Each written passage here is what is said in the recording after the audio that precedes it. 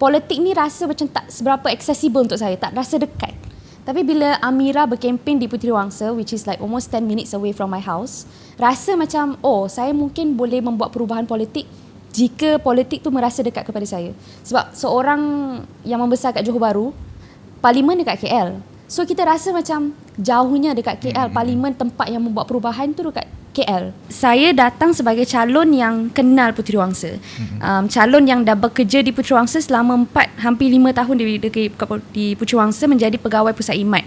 Dan saya faham tanggungjawab saya berkempen sebagai calon adalah bukan untuk bercakap tentang kuasa atau kerusi yang paling hot seat lah. Itu bukan, saya rasa itu bukan saya sebagai calon. Sebenarnya kita memang dah dengar seorang yang bernama, yang terkenal lah, orang nama besar lah, akan bertanding di Puteri Wangsa even before my official announcement. Just dengar macam kita orang dah dengar lah, lah. Ura-ura orang yang terkenal, yang pernah jadi menteri, akan diletakkan sebagai calon PKR di Puteri Wangsa. Time tu tahu siapa? Tak tahu lah. 50-50% chance adalah Mazim Malik.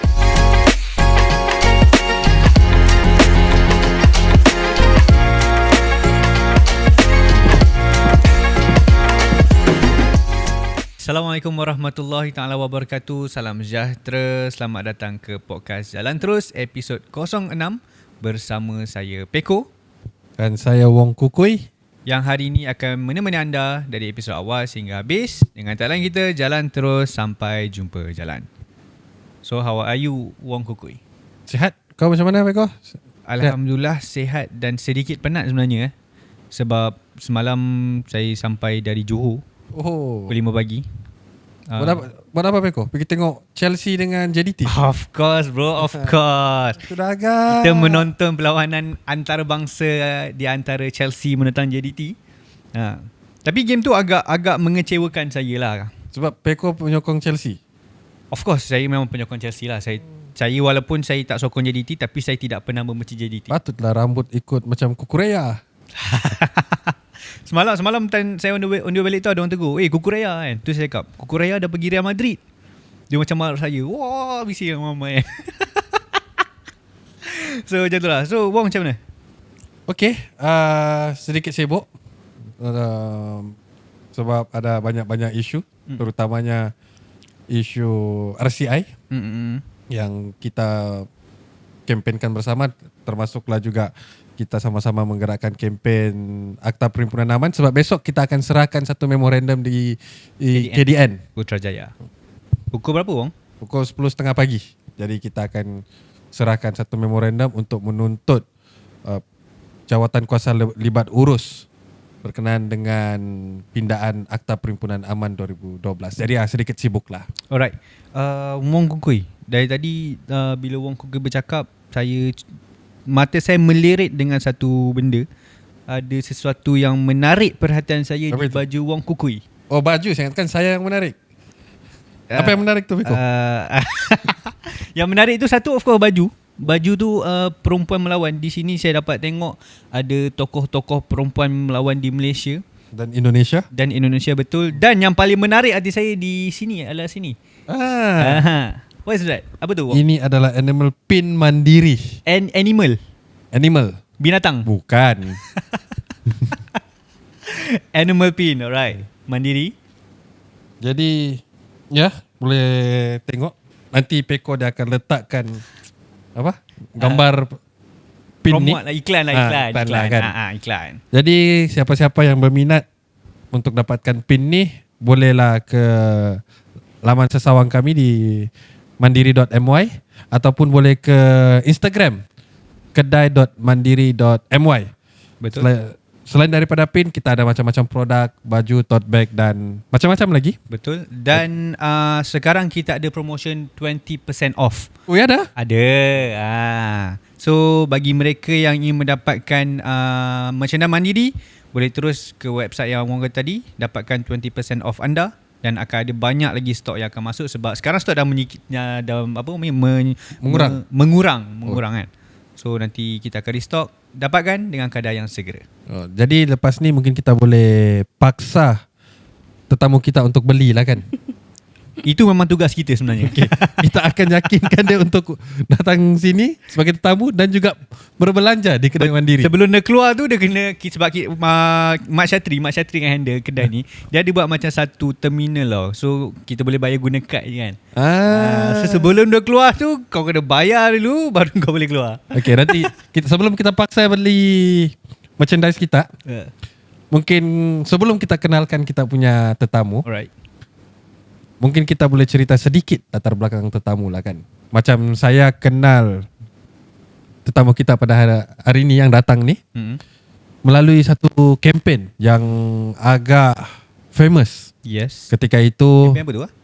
kempennya intern bukan buruh percuma. Intern bukan buruh percuma. Saya ada dalam kempen tu sebenarnya. Oh, kau ada dalam kempen tu? Ada, ada. Saya nampak, saya tahu sebenarnya sebelum tu saya tidak tahu pun yang intern ni tidak dibayar. Sebab selalunya kalau kawan-kawan pergi intern, diorang akan cakap adalah allowance. Betul Kan? Tapi melalui kempen tu baru saya tahu allowance yang dibayar tu sangat-sangatlah rendah. Dan ada syarikat yang langsung tidak bayar. Betul. Tapi dibagi kerja yang melambang dan sebagainya. Jadi daripada kempen-kempen itulah baru saya tercakna sikit tentang isu intern ni kan. Betul. Tapi yang paling famous ketika tu dia pakai plakat, dia gantung di badan dan dia pergi kelas. Dan dia belajar di Universiti Malaya kalau tidak. Okey. Oh, di Universiti Malaya. Dia bukannya orang selalu angkat plakat time demo. Dia bawa plakat gantung di badan, masuk kelas. Masuk kelas. Dan daripada kempen tu masuk di dalam podcast keluar sekejap. Oh, dia masuk keluar sekejap. Masuk keluar sekejap. Wow. So maksudnya kita memanggil seorang yang famous lah basically ya. Boleh kan? Ya. Okey. Siapa dia tu, Peko? Sebelum tu kan dia kan membawa kempen intern bukan buruh percuma. Saya adalah salah seorang intern yang tidak dibayar. Di mana kau intern tu? Tapi bukan di Mandiri kan? Bukan di Mandiri lah. Yang viral tu kata kau intern di Mandiri. Bukan, di Mandiri saya dibayar. Oh, dibayar Ya. Okey, tetamu kita adalah seorang wanita. Sebab tu saya pakai baju wanita melawan. Wanita melawan. Dia adalah seorang wanita melawan, iaitu siapa bang kuih? Rashifa Al-Junaid. Betul, Al-Junaid. Alright. Saya nak klarifikasi tentang masuk keluar sekejap tu. Saya masuk dekat gambar picture kat YouTube je.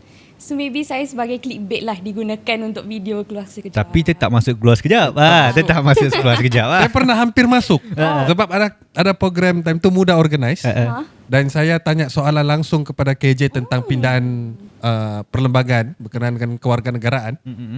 Jadi dia bawa soalan saya tu masuk dalam keluar sekejap, tapi dia tidak sebut nama lah kan. So jadi orang tidak tahu. Masuk sekejap je. Masuk sekejap saya. Dia bilang ada seorang pemuda di detek saya soalan, tapi dia tidak sebut nama kan. Jadi orang tidak tahu. Sebenarnya itu saya lah.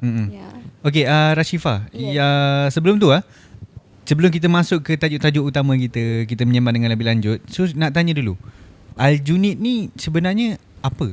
Oh. Sebab kita macam tertarik. Adakah dia are you from Arab country ke apa kan?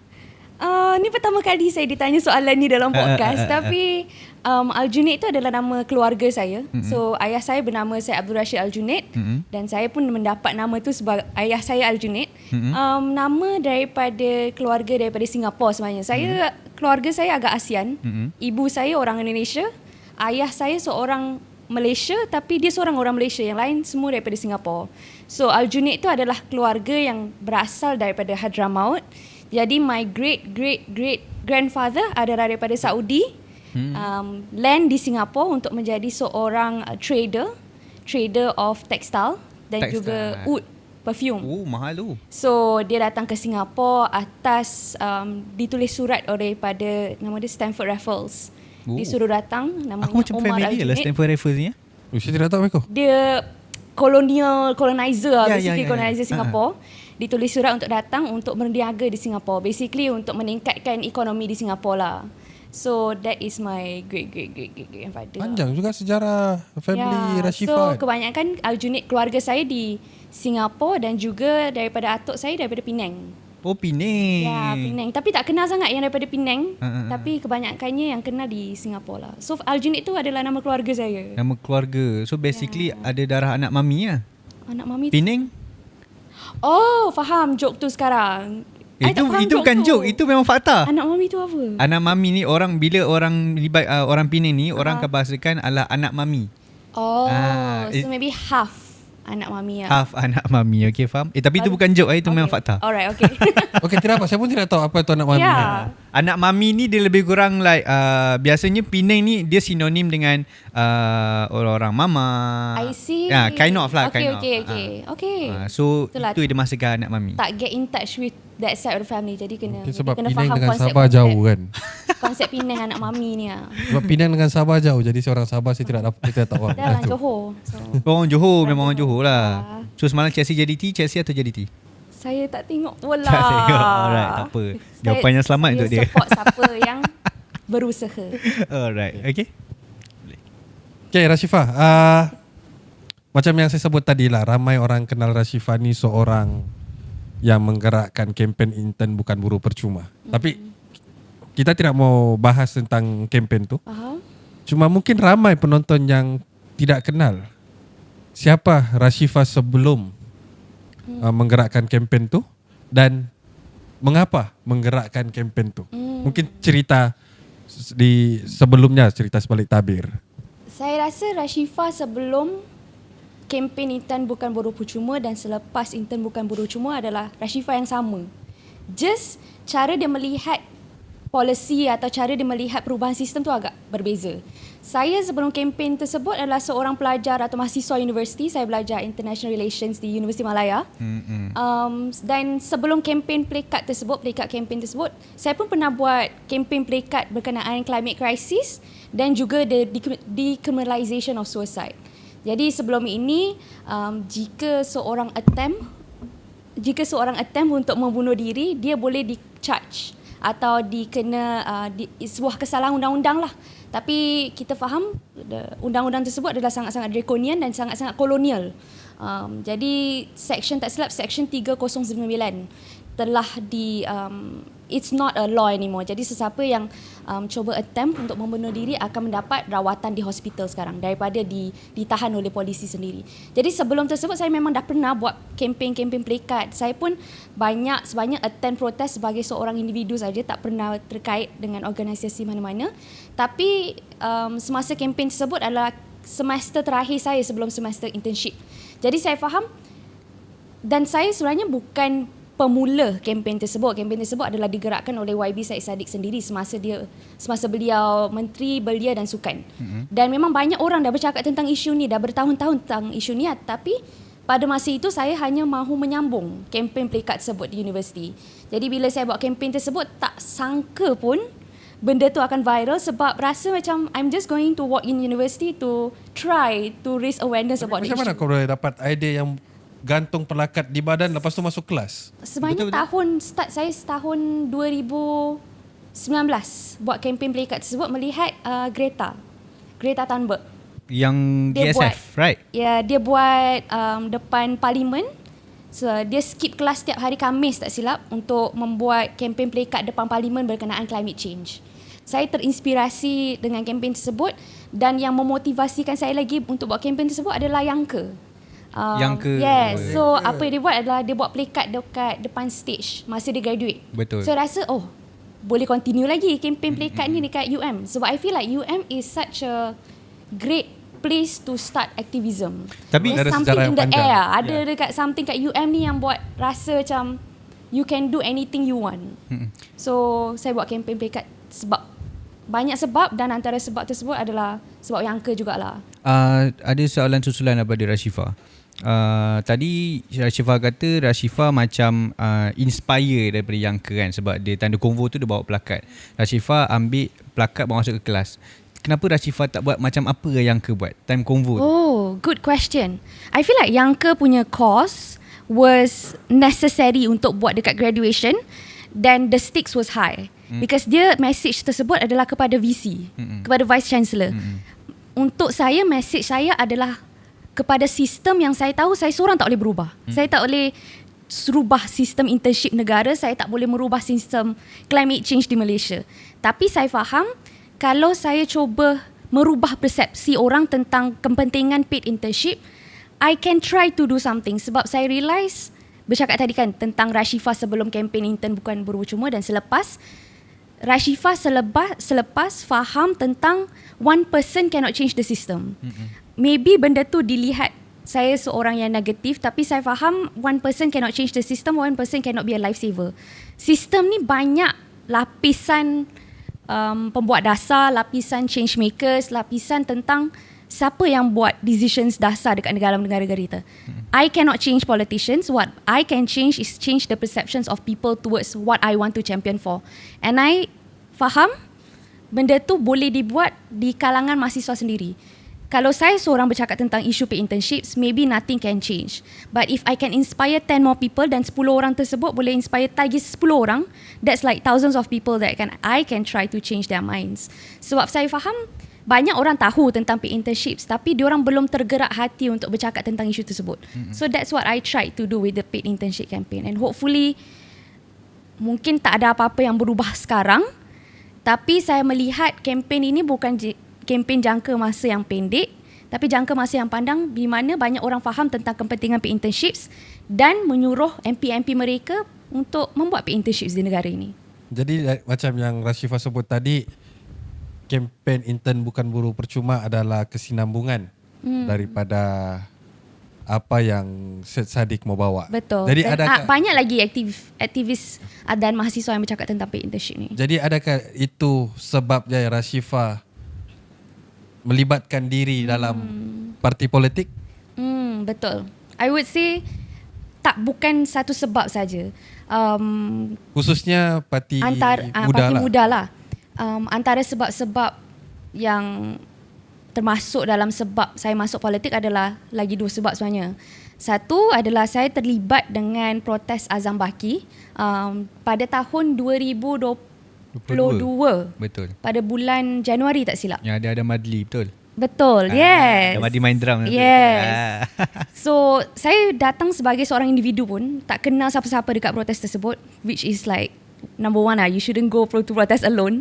But I went alone, membawa plakat juga, dan semasa saya nak balik tu, saya dekat depan LRT nak scan tak Shenggo tu, di stop oleh polis untuk minta IC. So, saya ingatkan, okay lah, whatever, saya tak tahu apa-apa tentang hak saya. Saya bagi ke IC kepada abang polis tu, dan beberapa hari selepas protes tersebut saya di call untuk datang ke KL untuk disoal siasat di polis. Sebab sebenarnya saya datang KL, saya daripada JB, saya datang KL untuk protes tersebut dan saya balik lagi JB. Lepas tu disuruh datang ke KL balik untuk disoal siasat di polis, dan semasa time disoal siasat saya realise banyak orang daripada orang yang dipanggil polis adalah orang daripada muda. So that was my first impression of muda. Okay. So dan itulah first time kenal Amira. Kenal banyak orang kat muda, Luqman. Dan sebab kedua adalah semasa pandemik, saya sebenarnya sakit. I was diagnosed with fibromyalgia dan juga hyperthyroid. Apa tu fibromyalgia is a chronic pain disorder. So macam sekarang ni saya memang basically the most simple thing to say is saya sakit. Saya sakit badan. Bahu, belakang, kaki, tangan. So, memang it's a chronic pain disorder lah. Yes, makan ubat and tak ada cure. And I was also diagnosed with hyperthyroid. That's why tangan saya menggeletar. And I cannot change that. Saya nak dapat rawatan daripada hospital kerajaan, tak dapat. Saya terpaksa pergi ke hospital swasta. Dan saya melihat bagaimana sistem negara yang sepatutnya membantu orang-orang yang sakit, buat orang lebih sakit sebab kita tak dapat akses kesihatan tersebut. So, untuk saya, banyak sebab yang membuat saya realise betapa pentingnya politik dalam kehidupan seseorang. Mungkin orang lain mengambil lebih banyak masa untuk realise how politik can change their lives, but for me it directly impacted my quality of life. So that's why I rasa for me, my pathway of trying to change something was through politics, with the combination of activism as well. Okay, kita backward sikit sebab tadi Rashifa ada kata yang Rashifa datang ke protes angkat Azam Baki dari Johor dan tiba-tiba kena panggil balik dengan polis kan. Tan dapat call daripada polis tu yang kena datang ke, dan tu kedatangan dia Dan Wangi. Kena datang Brickfields. Apa perasaan Rashifa dan apa yang Rashifa buat yang tu? Takut First time untuk di call polis tu memang tangan menggigil, nangis-nangis. Oh, time tengah call tu menangis? Ya, taklah tangga call, kenalah maintain the cool kan. Tapi time tu macam mana? Sebab adakah Rashifah macam mana dia mau pergi Okay. dia akan bantu First buat time mana? dia call guna nombor telefon polis tu sebut. So saya macam takut scam kan. Lepas tu cakap boleh tak call melalui nombor telefon pejabat. So the next time dia call, dia guna nombor telefon pejabat, cakap nak soal siasat. 111 which is like the notice lah kan. And then I cakap okay, pukul nanti. Dia ada WhatsApp notice tu ke? Tak ada. Saya tak pernah di WhatsApp notice. Walaupun dah 2 kali dipanggil polis. Okay. But saya cakap okay, peguam saya akan hubungi tuan. Tak ada peguam time tu. Cakap je ada peguam. But then agak breakdown juga Tapi saya ingat lagi saya breakdown depan mak saya. Dan mak saya memang seorang yang sangat-sangat memberi semangat kepada saya. Dan dia cakap maybe this can be a start of something. Dia cakap mungkin ini adalah, my mom is Indonesia, cakap ini adalah permulaan untuk Rashifah semangat dalam aktivisme atau politik. So even from then maybe mak saya ada ternampak something in me. But yeah, I think 2-3 hari lepas call tersebut saya datang ke KL. Again tak kenal siapa-siapa. Pergi seorang-seorang? Pergi seorang-seorang dengan family actually. It became a family trip. And then jumpa peguam yang sebenarnya high school senior saya. So very coincidental, dia jadi lawyer saya time tu lah. And then start untuk melihat apa itu intimidasi polis. Sebab time tu rasa macam police is just doing their job. Tapi I realise how much power they have in terms of motivating you to either be scared of politics, be scared of activism, or push you even further towards activism and politics. Ada kena intimidate lah time tu oleh Yang kedua kali lebih intimidating. Sebab saya pun dah masuk politik time tu. And sebenarnya SB kenal saya. So dia cakap, saya ingat lagi call tu, dia cakap Rashifah kan yang attend, Rashifah kan yang organize protes tersebut. Saya pun cakap tak apa tuan buat je tugas tuan, saya buat tugas saya. Protes apa tu? Protes di Johor, kerajaan gagal. Tolak kerajaan gagal. Okay. So saya boleh cakap sekarang saya yang organize yang dekat Johor tu. Nanti SB nampak dia cakap betul lah tu. Alamak, janganlah buka kertas lagi. dah tutup. Tapi time tu yang lebih intimidating dekat Johor lah, sebab saya pun rasa tanggungjawab untuk menjaga keselamatan orang yang join protes tersebut. Dan SB pun dah kenal saya, dia pun senang je nak identify saya dalam protes tu dekat Johor. Okay, faham. So what's the turning point yang Rashifah melibatkan diri tadi? Yalah, memang ada bagi tahu macam mana Rashifah rasa nak masuk parti politik dan sebagainya. Tapi what's the exact turning point untuk masuk dalam parti politik, dan why Malaysian United Democratic Alliance?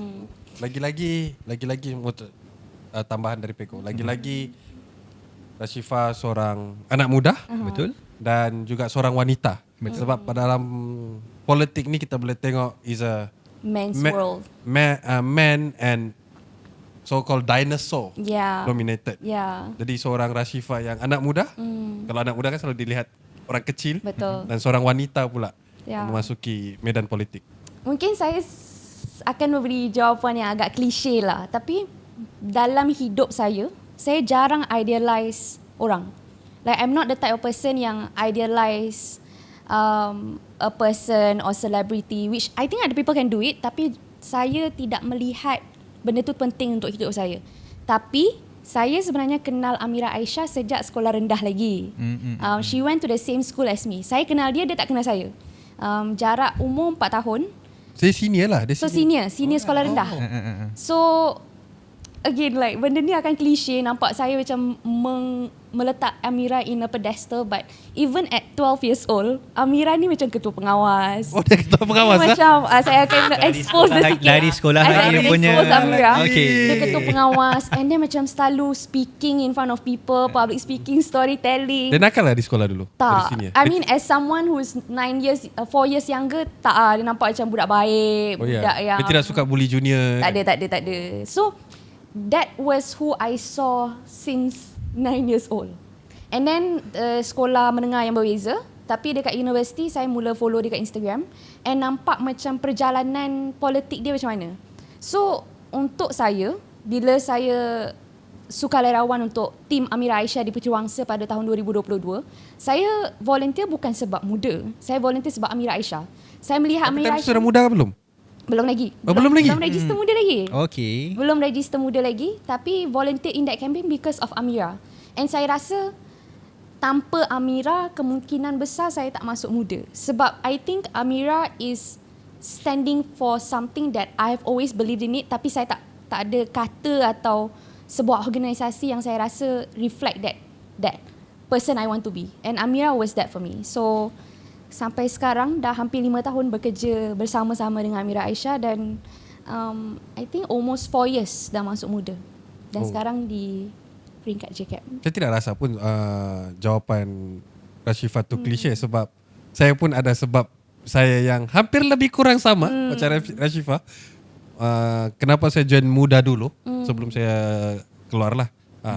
Tapi yang tu tidak perlu diceritakan di sini. Sebab ini bukan podcast kita. Bukan kita. Kita mendengar Rashifah. Yes, exactly. Okay. Yeah. But yeah, especially seorang wanita yang muda, tak banyak contoh-contoh orang tersebut yang ada spine lah basically, yang berprinsip dekat Malaysia ni. And I don't want to say semua wanita muda yang berpolitik tak ada prinsip. But for me that was depan mata saya. Saya pun membesar di Johor Bahru. Dan saya selalu cakap membesar, growing up, politik ni rasa macam tak seberapa accessible untuk saya, tak rasa dekat.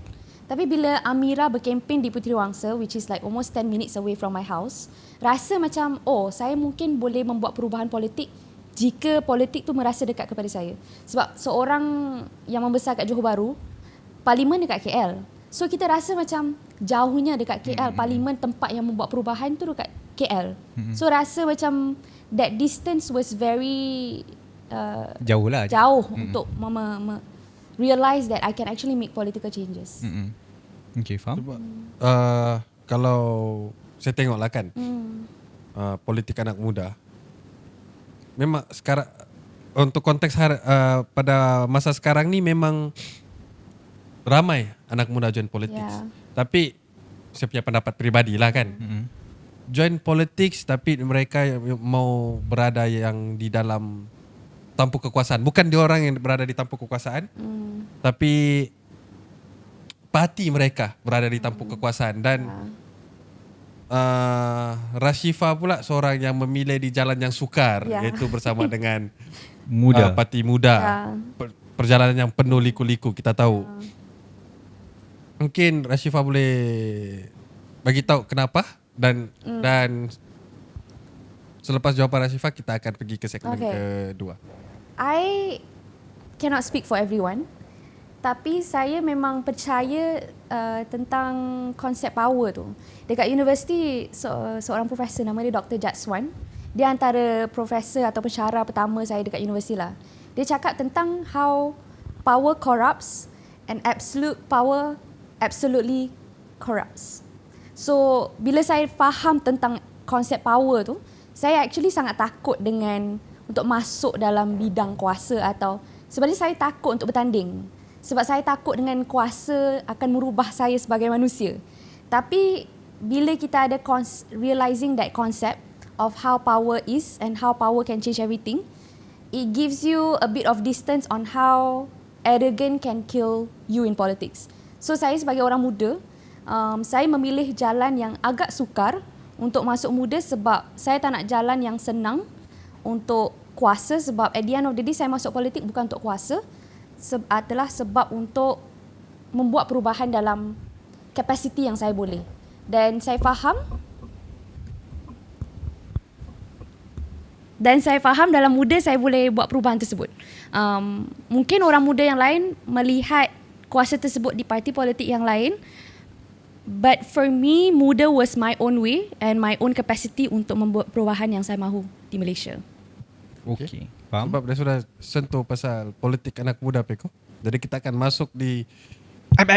Tak apa, kita keep it rahsia dulu. akan masuk di segmen yang akan datang. Bukan akan datang lah, seterusnya. Seterusnya. Tapi sebelum tu kita berehat dulu sebentar. Kita jumpa di segmen yang kedua. Ciao.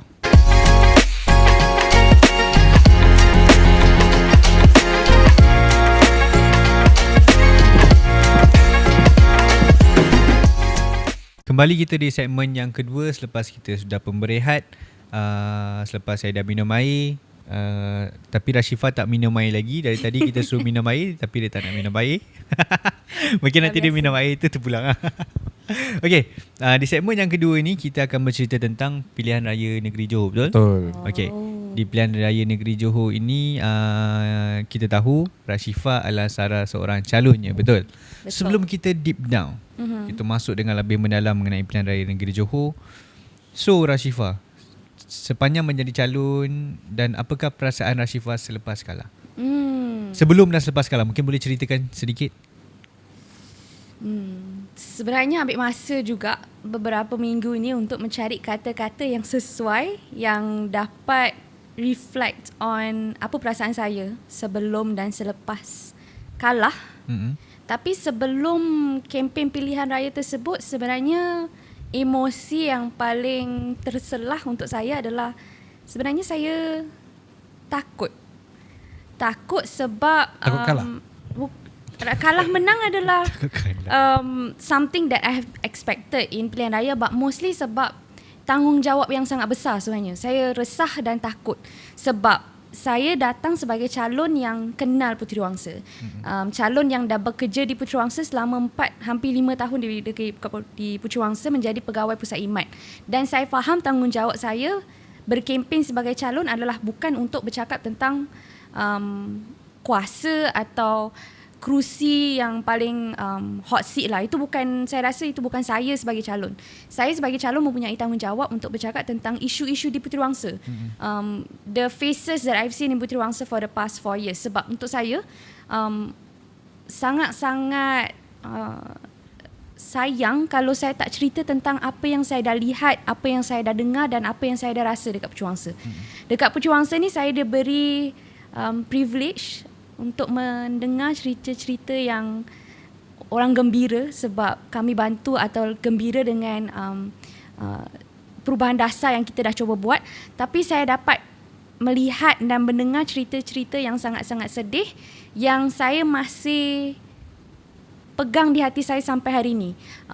Kita bercakap tentang orang-orang yang sanggup datang pejabat, sanggup datang naik Grab sebab dia dah tak ada duit untuk makan, untuk bagi anak-anak dia makan, untuk pampers anak-anak dia. Jadi duit untuk naik Grab tu adalah duit terakhir untuk dia.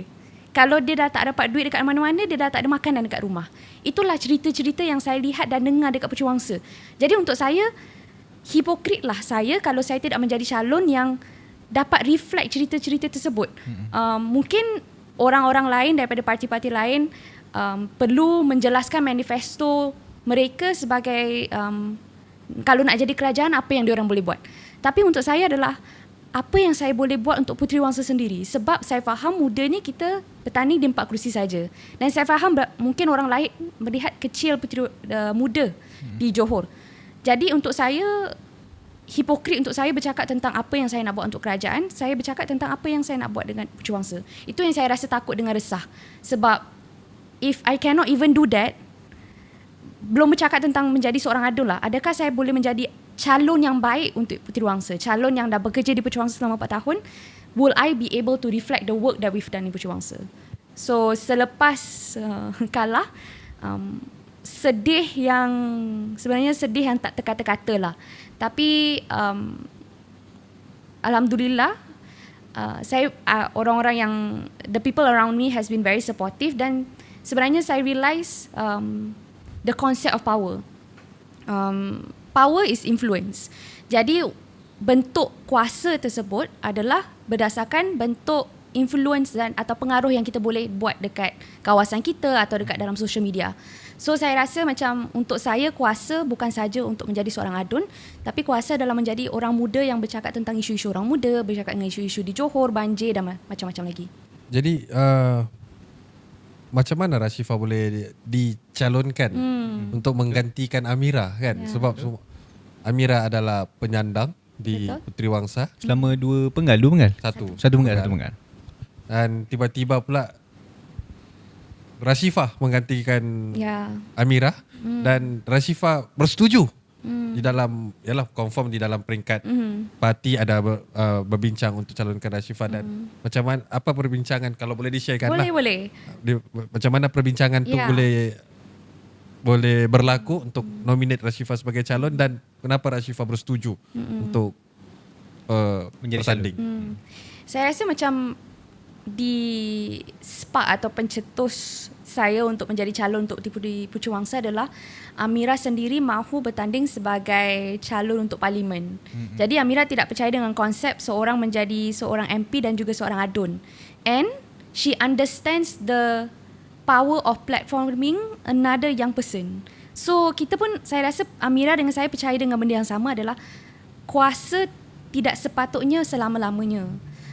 Dan Amira was someone who is gracious enough untuk faham konsep tersebut dan memberi peluang kepada orang lain untuk menjadi calon atau menjadi adun.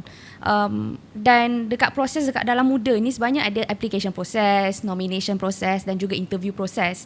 Jadi even though saya dah bekerja di Pucuk Wangsa selama 5 tahun, hampir 5 tahun, saya pun ada going through that process of temuduga, application, declaration of asset. So benda-benda macam itu saya pun buat untuk menjadi sebagai calon. Dan saya rasa untuk the decision atau pilihan daripada Biro Pol tersebut, Biro Politik di Muda, adalah berdasarkan tentang kerja-kerja saya di Puteri Wangsa dan juga interview proses tersebut lah. Jadi untuk saya di Puteri Wangsa ni adalah berdasarkan Amira mahu menjadi seorang calon untuk parlimen, dan saya juga sudah bekerja di Puteri Wangsa selama beberapa tahun ini. Okey, lepas tu selepas dah Muda dah mencalonkan Rashifa sebagai orang yang akan bertanding di Puteri Wangsa, tiba-tiba Mazli Malik masuk bertanding. So tuan dapat tahu Mazli Malik bertanding di Puteri Wangsa ni. Okay, macam kita orang agak memang macam, uish, Mazli Malik bertanding kan. So apakah perasaan Rashifa sendiri dan macam mana your reaction at that time? Sebab kalau dilihat daripada luaran lah kan, orang melihat yang PH memang hantar pahlawan diorang yang terbaik untuk membunuh. Exactly. Muda itulah. Membunuh muda lah di Puteri Wangsa. Kenapa dia tidak hantar Dr. Mazli Malik untuk cabar Dato' On kan? Betul, betul. Kenapa dia mau pergi hantar di itu adalah secara orang luar melihat lah. Sebenarnya kita memang dah dengar seorang yang bernama, yang terkenal lah, orang nama besar lah, akan bertanding di Puteri Wangsa even before my official announcement. Just so dengar macam kita orang dah dengar lah ura-ura ura-ura orang yang terkenal, yang pernah jadi menteri, akan diletakkan sebagai calon PKR di Puteri Wangsa. Time tu tahu siapa? Tak tahu lah. 50% chance adalah Mazli Malik. Okay. So kita orang dah tahulah sedikit sebanyak tentang calon di Puteri Wangsa dan akan confirm nama yang besar kat Puteri Wangsa. So despite all of that, kita dah tahu siapa ura-ura, siapa yang diletakkan di Puteri Wangsa. Muda masih percaya untuk meletakkan saya di Puteri Wangsa. So even if we 100% knew it was Mazli Malik, I knew that I was still going to be the candidate untuk Puteri Wangsa. Whether that affects the winnability atau attractiveness parti muda, kita percaya you letaklah nama yang paling besar dekat Malaysia ni, orang seperti Mazli Malik di Puteri Wangsa. Amira masih percaya untuk meletakkan orang yang baru, orang yang mempunyai peluang yang besar untuk menang muda di Puteri Wangsa. I did not win. I did not win, let's face the facts.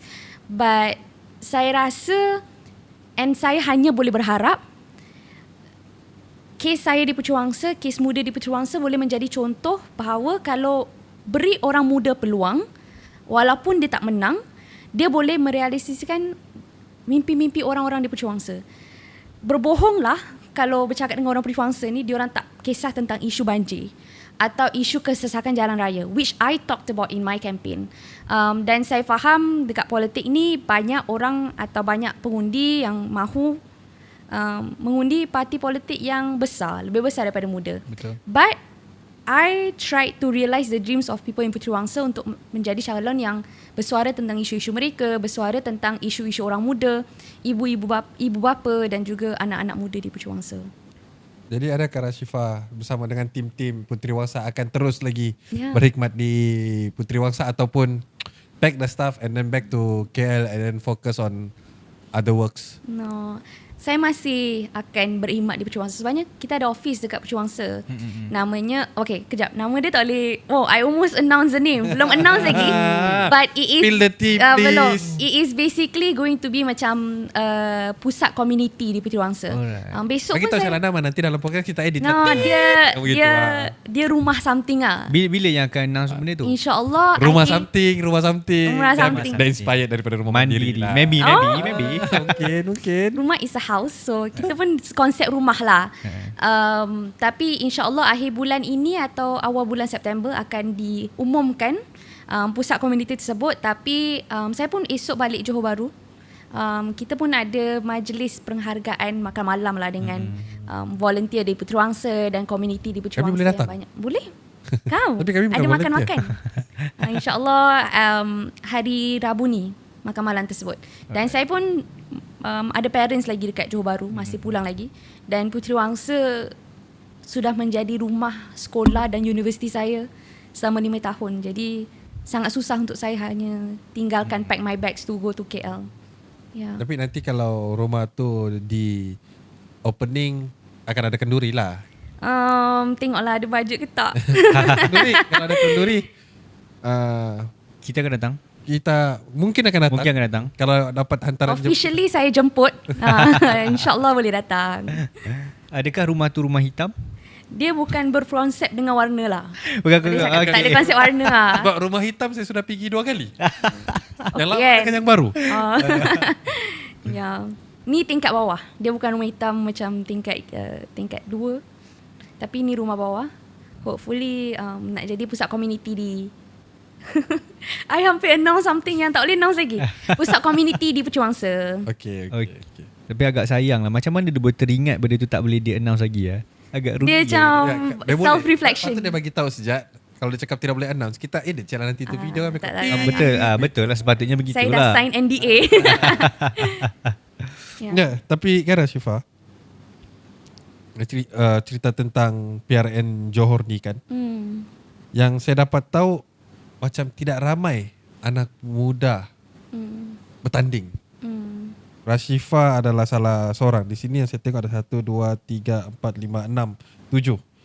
Ada 7 kerusi sejak daripada berapa banyak kerusi di Johor? Orang muda ke parti muda? Berapa Keseluruhan. banyak? Keseluruhan. 56. 56 dan sini ada 7. Ada 7 sejak kerusi yang ditandingi oleh anak muda yang berumur 30 tahun di bawah. tahun ke bawah. Jadi kita selalu mendengar orang ceritakan Rashifa macam yang anak muda kena memimpin, anak muda kena Ke depan. dan sebagainya. Tapi bila betul-betul ada anak muda seperti Rashifa yang masuk dalam politik, yang mengambil resiko untuk bertanding, tapi kita boleh tengok persepsi masyarakat pula banyak yang menyindir kan. Betul. Macam baru-baru ada satu podcast yang menyindir Rashifa. Saya tidak perlulah sebut podcast mana kan. Oh ada Ada. Alright. Tidak perlulah kan. Okay. Yang Sebenarnya tak tahu podcast ni. Nak tahu nanti saya tanya. yang menyindir Rashifa, yang memperlekehkan Rashifa. Dan saya ada kat dalam podcast tu. Oh tiada. Okey, tak ada. Podcast tu dia cuma buat satu video untuk menyindir. Okey. Kan? Sekarang tahu podcast yang mana. Okey. Tahu kan podcast mana, tapi Tahu. kita tidak perlulah. Okey. So macam saya Podcast, ketinggalan lah kat sini. Okey. Jadi macam mana pandangan Rashifa yang sekarang kita sudah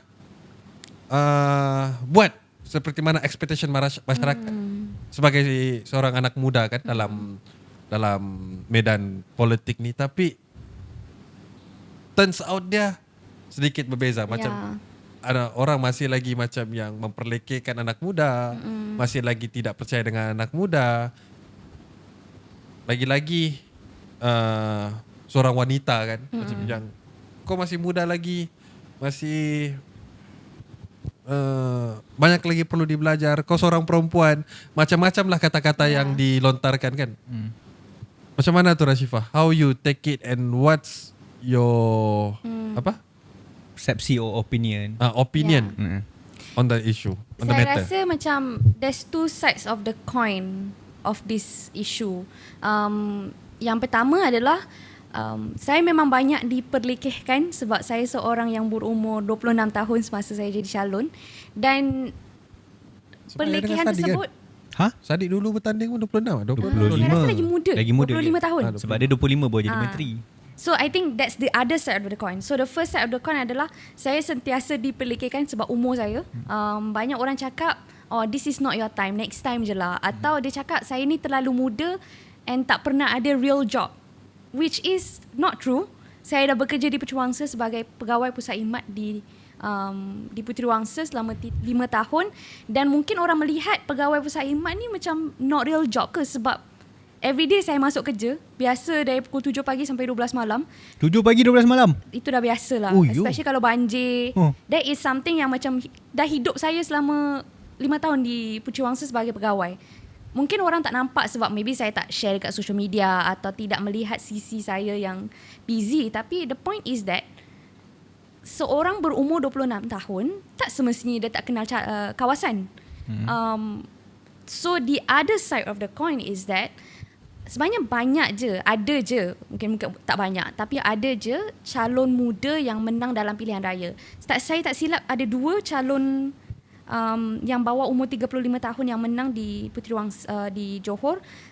Dua-duanya daripada DAP. Satu kawasan di utara Johor dan lagi satu di YB Kartiani nama dia. Bawah, saya tak ingat nama, Skudai. Skudai. Saya rasa dia bawah umur 35 tahun. So ada je possibility untuk seorang calon yang muda menang, tapi kita di environment politik yang lebih memihak kepada parti politik yang besar. Exactly. Atau parti politik yang orang melihat sebagai stabil. Betul. Dan lagi satu fenomena adalah identity politics. Kita melihat di Negeri Sembilan sendiri di mana Barisan Nasional menang besar di Negeri Sembilan, dan Pakatan Harapan kalah banyak kerusi di Negeri Sembilan yang sebelumnya dia menjadi kerajaan. So fenomena ini adalah identity politics yang message-nya lebih konsisten dan lebih efektif daripada mesej-mesej yang lain. Sepatutnya dekat Negeri Sembilan, Pakatan Harapan mempunyai tanggungjawab untuk have a stronger narrative than that. But they didn't do it. So identity politics, naratif yang lebih konsisten, yang lebih tertarik kepada orang-orang muda menang. Sebab that is what they've been seeing in TikTok, on Instagram. Sekarang ni, saya rasa dan saya melihat di pilihan raya yang kita ada pada tahun ni dan tahun lepas adalah you are one scroll away from changing your vote. Tengok satu video je boleh mempengaruhi cara-cara orang mengundi. So that is the power of social media, that is the power of consistent messaging and also effective narrative. So for me, masa saya berkempen, saya bukan sahaja bercakap tentang how young I am. I had to talk about my messaging, I had to talk about my narrative. But unfortunately, daripada parti yang lebih muda dan parti yang lebih kecil, mungkin Puteri Wangsa tidak melihat parti muda sebagai pilihan hadun mereka. Tapi that is kind of like the wave in politics in Malaysia right now lah. Saya agak bersetuju dengan apa yang Rashifah kata tadi, which is rakyat memilih parti-parti yang stabil dan sebagainya kan. Tapi dalam masa sama saya berpandangan parti-parti yang ada banyak dinosaur ini sendiri yang mematikan anak muda. Macam mula-mula muda antara Syifa di Puteri Wangsa, tiba-tiba pop dah hantar Mazli Malik. Of course lah rakyat akan memilih orang, ini my view lah, rakyat akan memilih orang yang lebih established kan, yang ada lebih portfolio yang lebih baik, right? So basically parti itu sendiri yang membunuh career anak muda kan. Rakyat boleh one of the fact, tapi for me not a bigger fact lah. Kan. Yeah, that's my point lah. Yeah, I mean Puteri Wangsa pun adalah sebuah kerusi yang agak unik sebenarnya. Unik. Saya rasa sejak 5 pilihan raya yang lepas tak ada incumbency. Jadi sentiasa berubah. Daripada MCA pergi Bersatu, pergi Muda, pergi PKR. So they've never had one party ruling them. And Puteri Wangsa adalah salah satu dan hanya satu seat PKR yang menang dekat Johor. So for me, mungkin saya belum faham lagi technicality seorang pengundi Puteri Wangsa, tapi saya rasa it's worth learning lah dekat Puteri Wangsa ni. Banyak faktor-faktor yang menyumbang kepada kemenangan seorang di Puteri Wangsa. Ya, tapi macam Rashifah juga sebut tadi, satu video boleh mengubah Naratif. satu undi. Betul. Kan kalau kita tengok the right wing of nationalism Ya. sekarang tengah menggila naik. Kalau kita tengok di Indonesia, Prabowo menang sebab dia control naratif social media. Betul. Di Filipina, Marcos dia menang sebab dia control social media. Di Thailand, parti Move Forward Party, diorang menang, tapi tidak dapat membentuk kerajaan lah. Ya. Diorang menang disebabkan diorang kontrol naratif di social media. Sama juga kalau di Malaysia ni kita tengok macam mana PN, Perikatan Nasional di PRU yang lepas, diorang menang sejumlah kerusi yang agak banyak tapi tidak dapat membentuk kerajaan sebab mereka mengawal naratif social media. Dan macam yang Rashifa sebut tadi, politik identity ni lebih sebenarnya bahasa mudanya adalah race-based politik lah. Sebab kalau kita tengok parti-parti politik kita di Malaysia ni semuanya berpaksikan dengan Bangsa. identiti kaum. InsyaAllah bukan muda lah macam gitu. Macam kalau kita tengok UMNO representatif dia adalah Melayu. PAS representatif dia Islam. adalah, yang dia bawa adalah Islam. Sama juga di Sabah. Di Sabah Betul. parti macam Star, diorang mau lebih kepada komuniti ataupun kaum dusun dan sebagainya. Ya. Jadi bila image parti politik tu sendiri pun sudah membawa image identiti kaum. Jadi of course selling point ataupun produk yang dijual ketika pilihan raya nanti adalah politik perkauman. Betul. Kan? Sebab saya dah tengok di sosial media, iaitu saya punya kerisauan lah bila ada orang buat konten tanya kan. Nanti sokong parti mana? Saya sokong parti A. Sebab kenapa sokong parti A? Sebab kaum yang sama, bangsa yang sama. So ianya agak membimbangkan lah. Saya nak add another layer of nuance into what Wong said. Kalau tengok perbezaan Move Forward Party kan, sebenarnya diorang banyak kalah pilihan raya baru-baru ni. Mungkin saya sedikit nerd pilihan raya, tapi saya selalu baca tentang pilihan raya sebab I think it's a reflection of the people in that country. So kalau tengok perbezaan Move Forward Party, diorang sebenarnya banyak kalah pilihan raya baru-baru ni. Dan kita lihat di banyak negara seperti macam contohnya Malaysia kan, banyak parti politik yang menang, banyak manifesto dan banyak naratifnya adalah berasaskan ketakutan, fear-based campaigning. Compared to Move Forward Party, Politik of fear lah. Politics of fear. Sekarang ni namanya People's Party. Saya selalu panggil Orange Party lah. Basically what the Orange Party did, diorang banyak hope-based narrative. Tapi malangnya diorang banyak kalah. So kalau dekat Malaysia ni yang banyak menang parti politik adalah banyak parti politik yang beransurkan ketakutan, banyak fear. So sebagai seorang anak muda yang mahu mempunyai harapan di sebuah negara dan mahu mempunyai naratif yang hopeful, yang positif, saya rasa saya agak bimbang dengan the direction of democracy di negara-negara seperti Malaysia, Indonesia, Southeast Asia. Sebab kebanyakan kempen parti politik yang menang adalah berasaskan dengan ketakutan. So saya sebenarnya banyak bercakap dengan kawan-kawan CSO yang lain, kawan-kawan parti politik yang lain. Do we have to go to the extent of fear-based campaigning to win? Dan menurut saya adalah mungkin hope-based campaigning tak akan menang sekarang, tapi insyaAllah dalam satu future nanti adalah orang mahu melihat kembali dengan harapan. Dengan harapan untuk negara mereka, harapan untuk keluarga mereka, komuniti mereka. Sebab fear-based campaigning saya rasa memang sangat-sangat short term.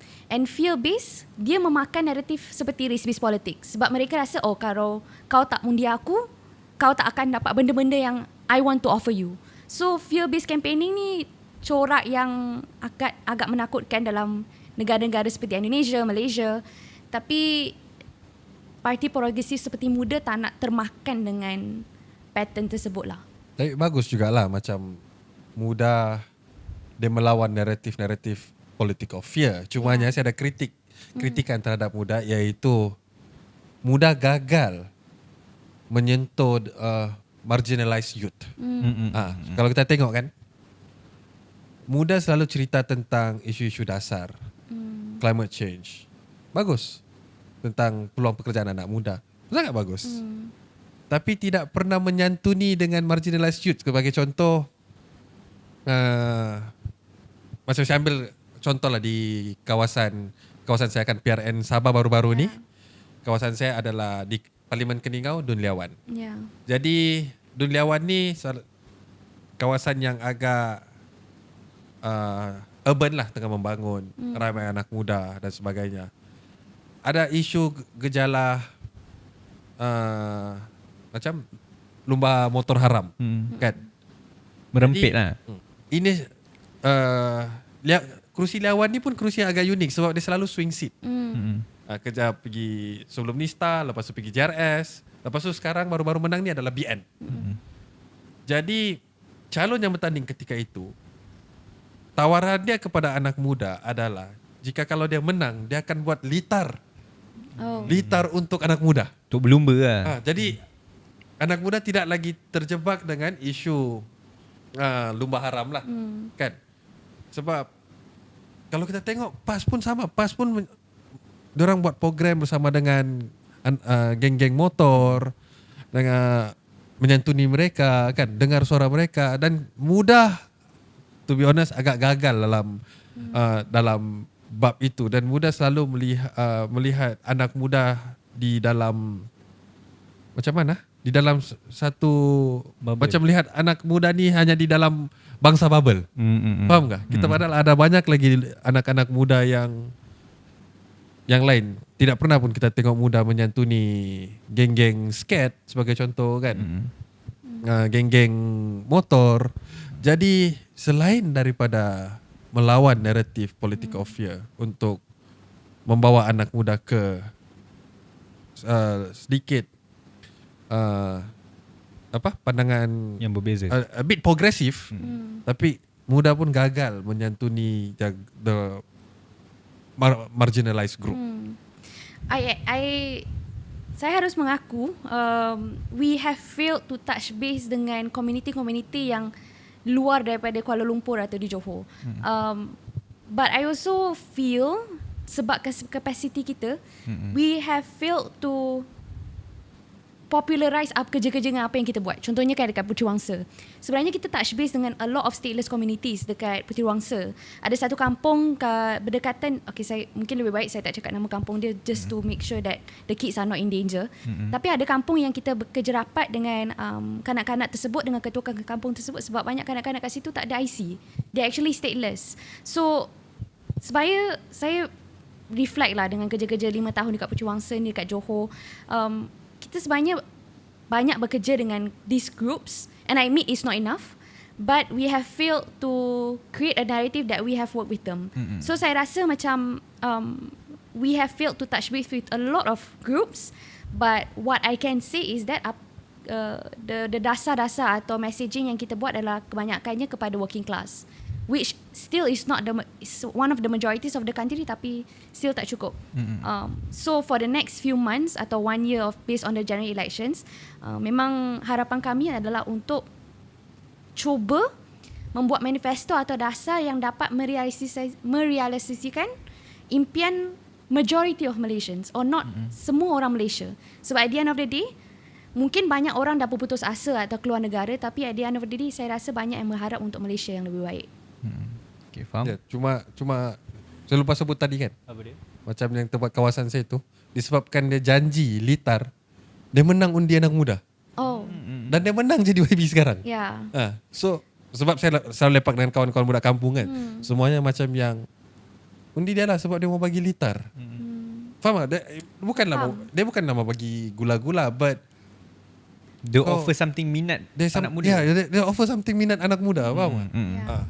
Mungkin sebagai contoh lah, mungkin isu terbesar sekarang ni yang saya tengok, because I from a background from music scene, isu dia adalah tidak space anak muda untuk berkarya. I mean macam yang DIY punya music venue kan, selalu dikacau oleh penguasa lah. penguasa untuk minta permit, dan bila apply permit dia cuma kena apply permit hiburan, dan ianya agak mahal.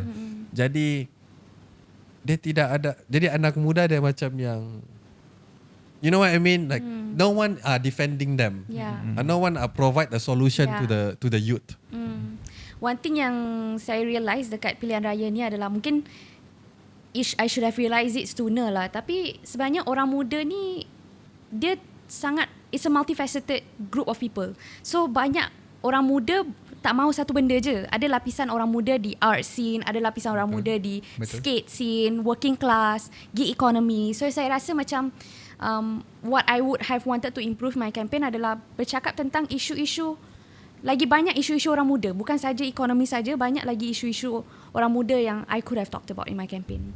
Okay, faham. Tapi mungkin benda tu sebenarnya bagus juga bila diceritakan. Agak payah lah bila terlalu banyak isu dengan kekurangan tenaga yang kita ada. Betul. Dia menjadi berat untuk kita kawal semua isu tu saya menyuruh. Tapi mungkin one day, mana nak tahu, kita doakan yang terbaik untuk muda. Sebab kita pun ex muda ya Wong. Kita jangan lupa. Kita doakan yang terbaik untuk muda masa depan. Tapi patut bagi kredit lah sebab masa yang saya dalam muda dulu memang muda memang konsisten support the cause advocacy yang saya bawa, iaitu stateless. Dan sampai di Puteri Wangsa pun diorang masih lagi membantu komuniti-komuniti marginal ni. Betul. Saya pernah berkempen dekat sebuah kampung di Puteri Wangsa. Saya cakap lah, adik pastikan mengundi tau. Dia cakap dia tak boleh mengundi sebab dia tak ada IC. Dia sebenarnya memang lahir kat Malaysia, both parents Malaysia, tapi dia anak angkat. Dan sebelumnya ibu bapa adik tersebut tak sempat nak register IC, dan malangnya dia tak boleh mengundi walaupun dia sepatutnya ada hak untuk mengundi, tapi dia tak ada hak untuk mengundi sebab begitulah saya rasa dulu. Saya mau mengubah kerajaan kan, tapi tidak boleh mengundi. Apa yang saya boleh buat adalah tolong kawan-kawan yang bertanding lah, macam Amir. Tapi time Amir bertanding saya sudah dapat IC. Macam Cikgu Ayu kan. Jadi tolong kawan-kawan lah. Susah, memang susah. Jadi mau rehat dulu Peko sebelum masuk segmen ketiga. Kita akan berehat dulu, tapi kita akan ucapkan semoga baju jaya untuk muda. Kita tak bagi tau, kita tak bagi. Okay. Semoga baju jaya untuk muda supaya selepas ni dia boleh keep touch dengan anak muda dengan lebih menyeluruh. Betul? Yes. Mana tahu Wong nak buat comeback dengan muda. Alright, kita berehat sebentar. Kita berjumpa di segmen yang ketiga. Ciao.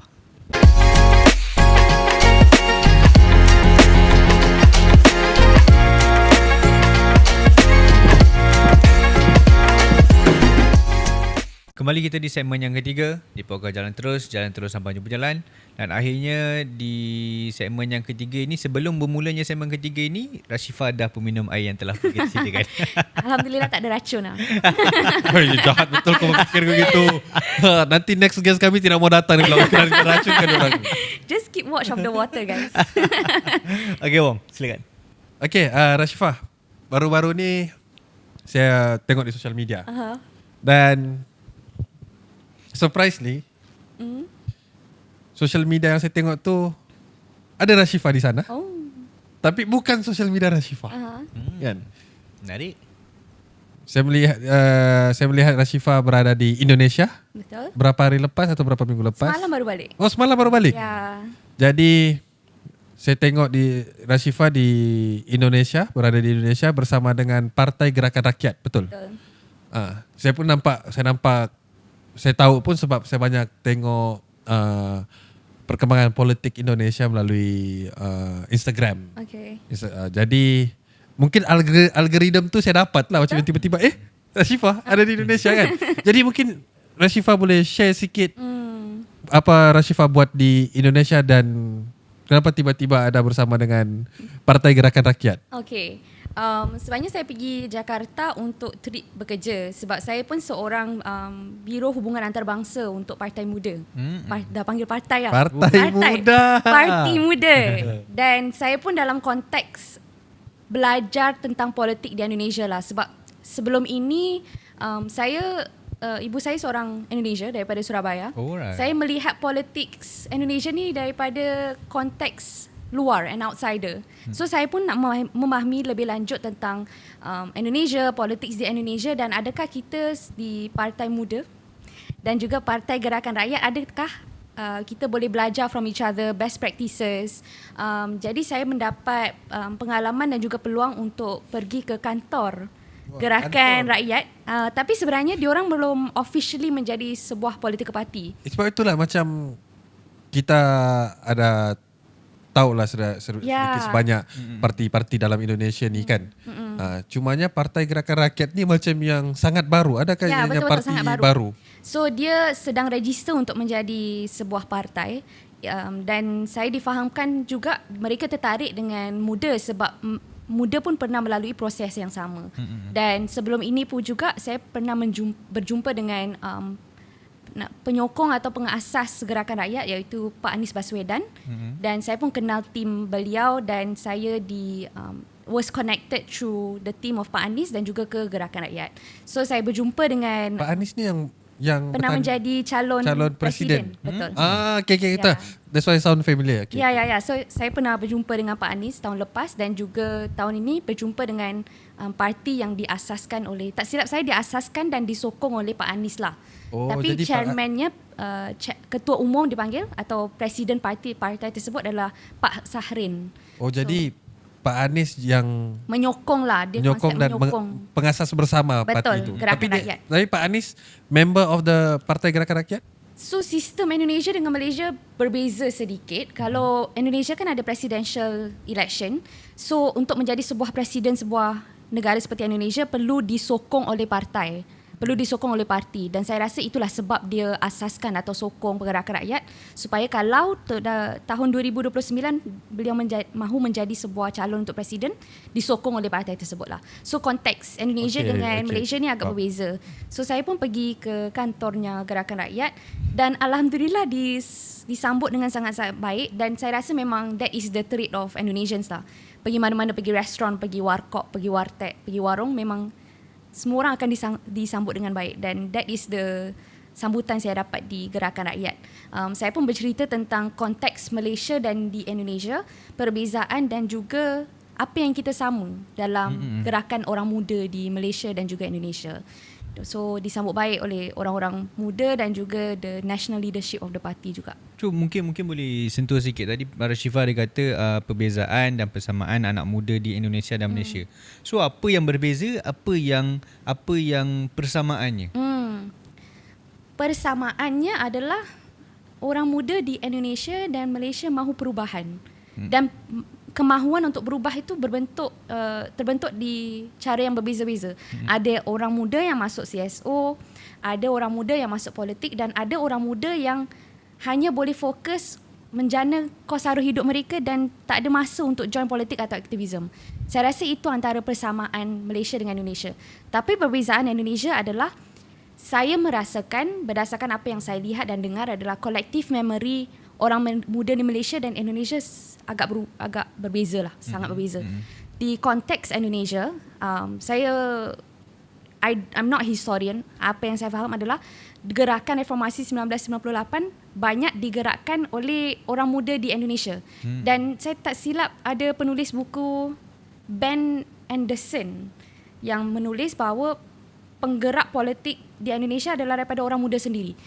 Manakala di Malaysia, mungkin saya membesar di environment yang tak pernah melihat orang muda dapat membuat perubahan politik di luar politik. Kebanyakan banyak orang rasa kalau nak buat perubahan, orang muda disuruh masuk politik.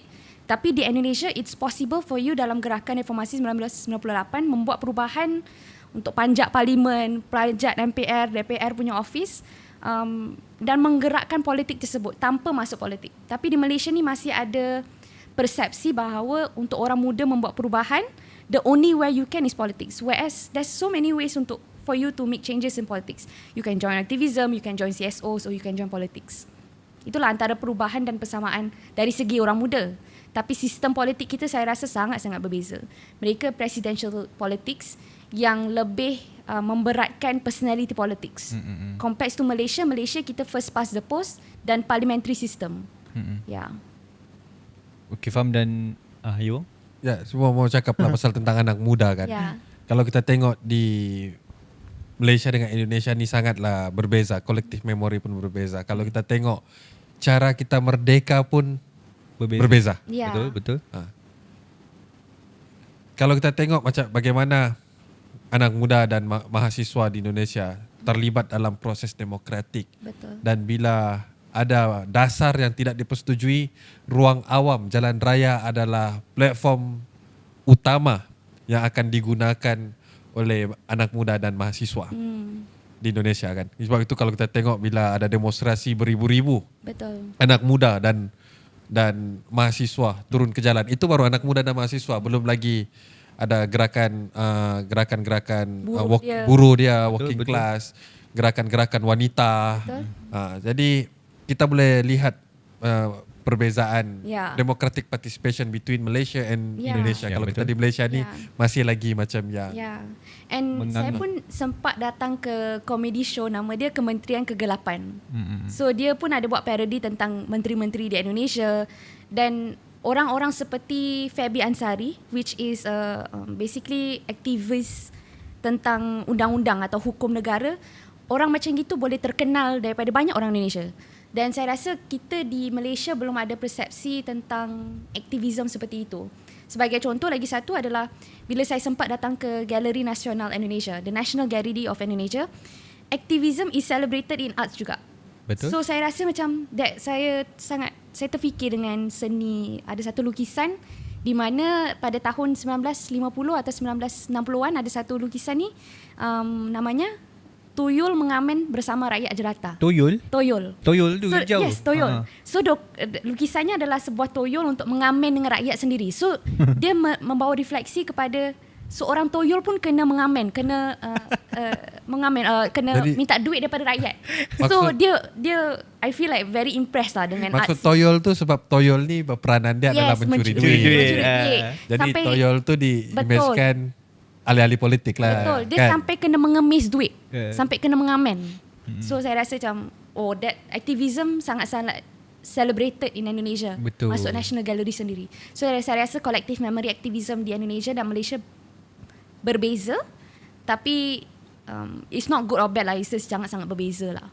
Dan juga art activism or collective activism di Indonesia tu Betul. sangat powerful dan sangat besar. Dan negara pun Dihargai. Even though di Malaysia pun kita banyak kita punya art collective movement pun belajar daripada Indonesia. Sebagai contoh punk rock sulap yang agak terkenal di Malaysia. Dan personally saya pun sangat rapat dengan diorang, dan diorang memang banyak belajar daripada Indonesia juga. Dan saya rasa macam daripada muda boleh belajar daripada gerakan-gerakan anak muda di sana. Dan kami di sini Mandiri pun selalu bertukar, berkongsi ilmu bersama dengan rakan-rakan di Indonesia bagaimana supaya jalan raya kita semasa demonstrasi dipenuhi dengan anak muda dan wanita. Betul. Ya, sedikit sebanyak pun sebenarnya saya agak cemburu lah dengan Indonesia dan Indonesia ni, sebab diorang menganggap jalan raya itu adalah satu cara kita, ya of course meraihkan demokrasi dan sebagainya, tapi di Malaysia menganggap itu sebagai satu yang buang masa, tak ada masa depan, dan agak cemburu sebenarnya.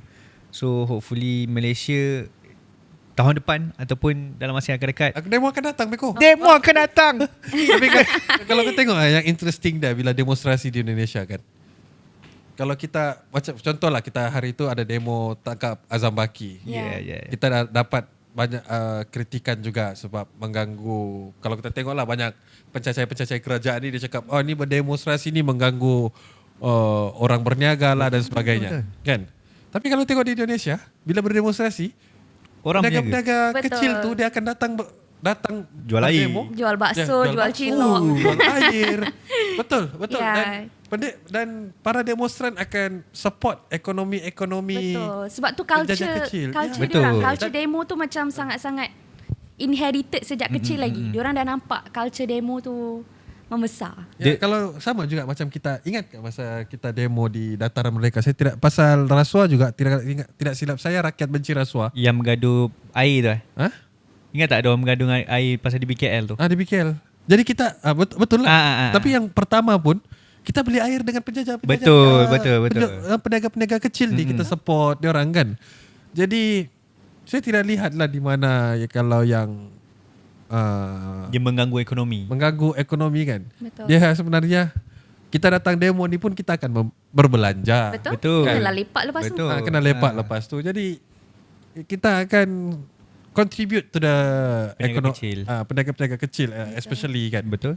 Dia sebenarnya yang mengatakan sebegitu adalah pemerintah lah. Dia tak nak rakyat terbasuh pemikirannya dengan kegagalan mereka. Katanya Wong Koko ini buat huru-hara. Wong Koko got famous That's why I quote him. Kadang-kadang lah sikit lah ikut. Kadang-kadang Kecil-kecil huru-hara lah sikit-sikit.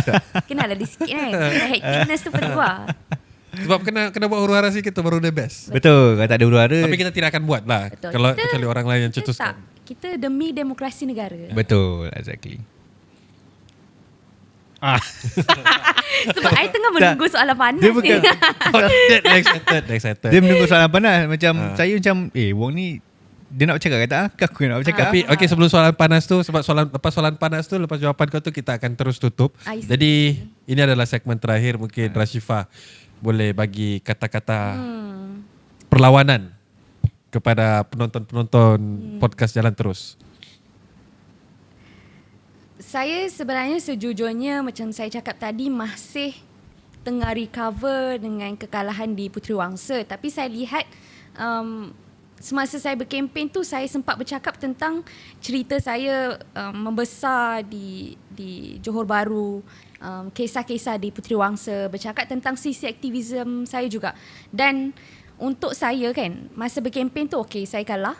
Tapi kalau saya dapat menggerakkan hati atau menginspirasikan lebih banyak orang muda untuk masuk aktivisme, untuk masuk politik, untuk saya itu cukup bagi saya. Sebab saya percaya saya seorang tak boleh merubah sistem negara kita, merubah sistem kesihatan, sistem pendidikan. Tapi saya percaya kalau saya dapat mempengaruhi lebih banyak orang seperti Wong, seperti Peko, seperti saya untuk masuk dalam bidang perubahan dasar, bidang perubahan demokrasi negara, insya-Allah mungkin kita dapat mengimpikan kembali Malaysia yang kita nak.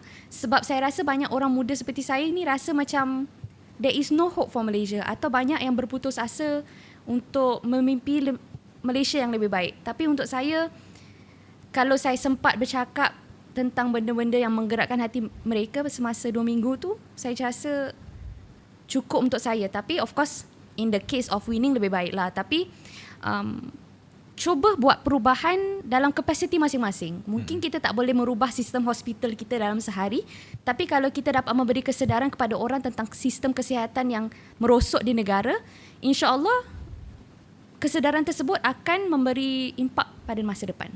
So system can only be changed when a lot of people believe in it.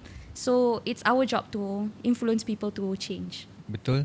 Tak apa Rashifah, insya-Allah mungkin 5 tahun yang akan datang bertanding semula boleh menang, mana nak tahu, right? InsyaAllah. Amin, InsyaAllah. insyaAllah. Kalau orang percaya lagi.